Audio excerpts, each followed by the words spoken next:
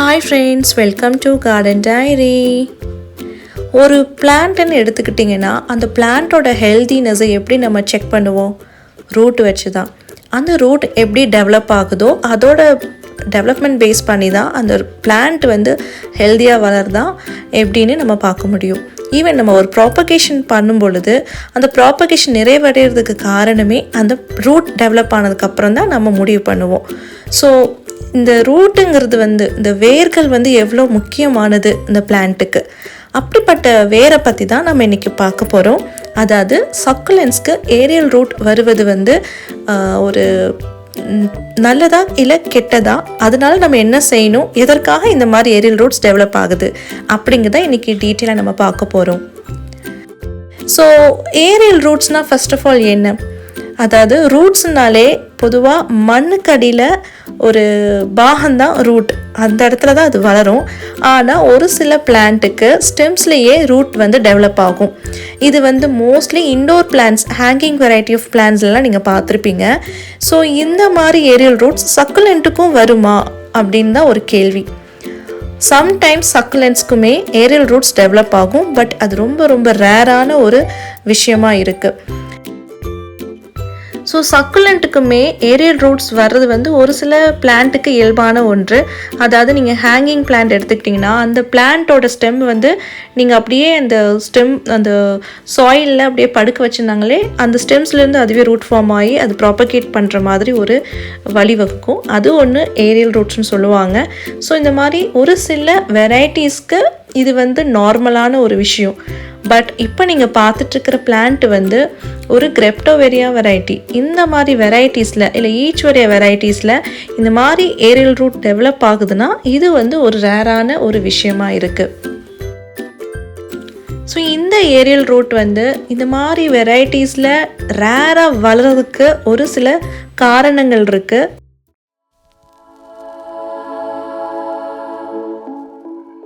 First வந்து sunlight வந்து இந்த சக்குலெண்ட்டுக்கு போதுமானபடி அதுக்கு கிடைக்கல, இந்த சன்லைட் பற்றாக்குறையாக இருந்துச்சுன்னா அந்த மாதிரி ஒரு சிச்சுவேஷனில் அது வந்து ஏரியல் ரூட் டெவலப் பண்ணிவிடும்.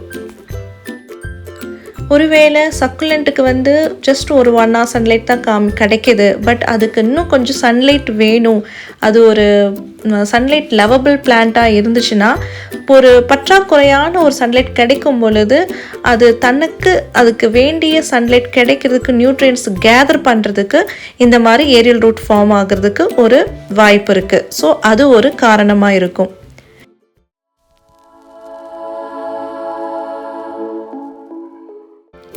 ரெண்டாவது ரீசன் பார்த்தீங்கன்னா லேக் ஆஃப் வாட்டர். ஒரு பிளான்ட்டுக்கு வாட்டர் வந்து நம்ம கம்மியாக தான் கொடுத்துட்டு வந்துட்ருக்கோம். ஸோ இந்த மாதிரி பட்சத்தில் அது தன்னை காத்துக்கிறதுக்காக ஏரியல் ரூட் ஃபார்ம் பண்ணி விடும்.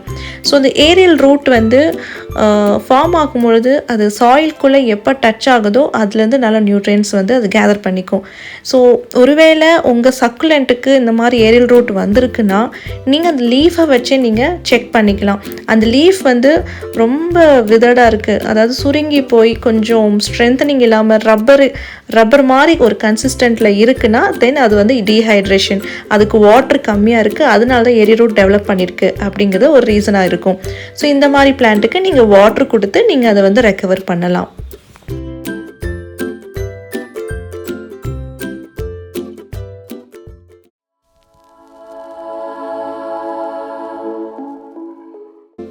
தேர்ட் ரீசன் கிளைமேட் தான். ஸோ ஒருவேளை நீங்கள் இருக்கிற ஏரியா வந்து ஒரு ஹியூமிடான ஒரு பிளேசஸ், லைக் எப்போவுமே ஒரு மழை வரக்கூடிய பிளேஸ், ரெயின் ஃபாரஸ்ட் இருக்கக்கூடிய ஒரு பிளேசஸில் இருக்கீங்க, அந்த மாதிரி ஒரு இடமா இருந்துச்சுன்னா, அப்படி ஒரு கிளைமேட்டாக இருந்துச்சுன்னா உங்களுக்கு வந்து அந்த ஏர்லேயே வந்து நல்ல ஒரு ஹியூமிட் அண்ட் வாட்டர் கன்சிஸ்டன்ட் இருக்கும். ஸோ இந்த மாதிரி இடத்துல வளரக்கூடிய சக்குலென்ட்ஸ்க்கு அது வந்து நார்மலான ஒரு விஷயம், ஏரியல் ரூட்ஸ் டெவலப் பண்ணி விடுறது. ஸோ இந்த ஹியூமிடிட்டி லெவல் அதிகமாக இருக்குது அப்படின்னா அந்த மாதிரி பட்சத்தில் சக்குலெண்ட் வந்து ஏரியல் ரூட் டெவலப் பண்ணி விடுறது ஒரு விஷயமா இருக்குது. இது நார்மலாகவே நடக்கும். இந்த ஏரில் இருக்கிற மாய்ஸ்சர் லெவலை அது வந்து இழுத்து வச்சுக்கிறதுக்காக ஏரியல் ரூட் வந்து டெவலப் பண்ணிவிடும். ஸோ இந்த மாதிரி இருக்கும் பொழுது இது வந்து நமக்கு ப்ராப்ளமே இல்லை. இது வந்து கிளைமேட்டிக் ஒரு சேஞ்சஸ்னால வரக்கூடிய ஒரு சில இண்டிகேஷன்ஸ் தான். பட் இது வந்து ஆரோக்கியமான ஒரு விஷயம், இதனால நம்ம பயப்பட தேவையில்லை. ஸோ மற்ற 2 விஷயம் லைக் லேக் ஆஃப் சன்லைட்னால அது வந்து டெவலப் பண்ணிச்சுன்னா சன்லைட்டை நம்ம இன்க்ரீஸ் பண்ணிக்கலாம். Or lack of water or டீஹைட்ரேஷனால் ஏரியல் ரூட் டெவலப் பண்ணுதுன்னா நம்ம வாட்டரை கொஞ்சம் எக்ஸஸாக கொடுத்து நம்ம ரெக்கவர் பண்ணிக்கலாம். பட் கிளைமேட்டிக் ரீசன்னால் ஏரியல் ரூட் டெவலப் ஆகுதுன்னா it's not an issue. So first of all aerial root develop ஆகுதுன்னா நீங்கள் பயப்பட தேவையே இல்லை, பேனிக்காக தேவையே இல்லை. ஏன்னா ஒரு பிளான்ட்டுக்கு ஏரியல் ரூட் டெவலப் ஆகுறதே வந்து அது தன்னைத்தானே பாதுகாக்கத்தான் அது ஒரு ஸ்டெப்பாக எடுக்குது. செல்ஃப் ப்ரொடெக்ட்காகவே அது வந்து ஏரியல் ரூட்டை டெவலப் பண்ணுது. இன்ஃபேக்ட் நம்ம அதை கவனிக்காத பட்சத்தில் அது தன்னையே காத்துக்கிறதுக்காகத்தான் ஏரியல் ரூட் டெவலப் பண்ணி விடுதே. ஸோ இந்த மாதிரி ஏரியல் ரூட் நீங்கள் பார்க்குறீங்கன்னா நீங்கள் பயப்பட வேண்டாம். ஒன்று டீஹைட்ரேஷனாக இருக்கும், இல்லை லேக் ஆஃப் சன்லைட்டாக இருக்கும். ஸோ இது வந்து ப்ராப்ளமே இல்லை, நீங்கள் இன்க்ரீஸ் பண்ண உடனே ரெக்கவர் பண்ணிடலாம். ஏரியல் ரூட் டெவலப் ஆகுறதுனால என்னோடய பிளான்ட் இறக்கும் தருவாய்க்கு போயிடுமோ அப்படிங்கிற அளவுக்கு நம்ம பயப்பட தேவையே இல்லை. ஈஸியாக ரெக்கவர் ஆகிடும். சொல்லப்போனால் அது தன்னைத்தானே காத்துக்கிறதுக்கு தான் ஏரியல் ரூட் டெவலப் ஆகுறதே.